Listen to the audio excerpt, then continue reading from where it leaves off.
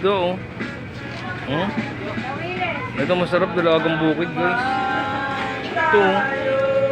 Dalaga Sarap, oh. yan, original na dalaga. Sarap na ano to, malapad oh. Bigay pa to 10. Ay na, binigay ko na. Boss G! Ano daw? Boss G!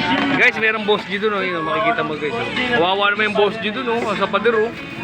Mga medyo, para daw nakikita nila palagi yun. Dito nga, nilipat doon eh. Sarap yata nitong bangus na to ah. Hindi, para daw makikita nila araw-araw yun. Nasa palengke pa tayo guys, yam. Kaya naman magpalo dito eh.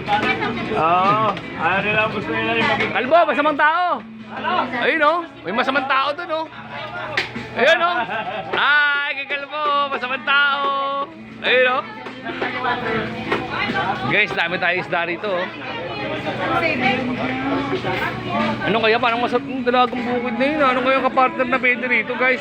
Ampalaya? Yung tindera masarap dyan. Ampalaya masarap, tsaka to oh. Yung tindera masarap dyan. Oh? Dalagang bukid na yan.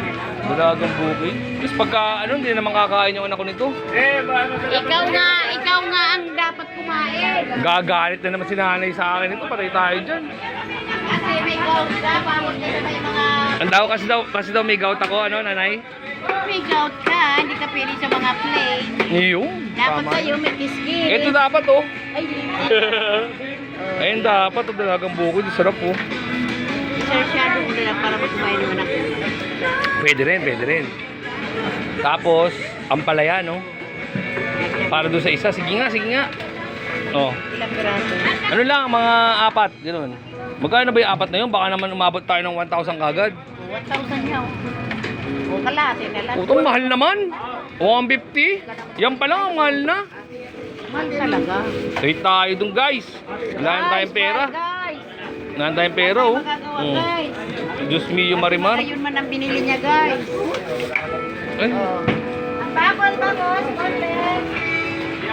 Ay. Oh, goodbye na. Uwi na. Boss G!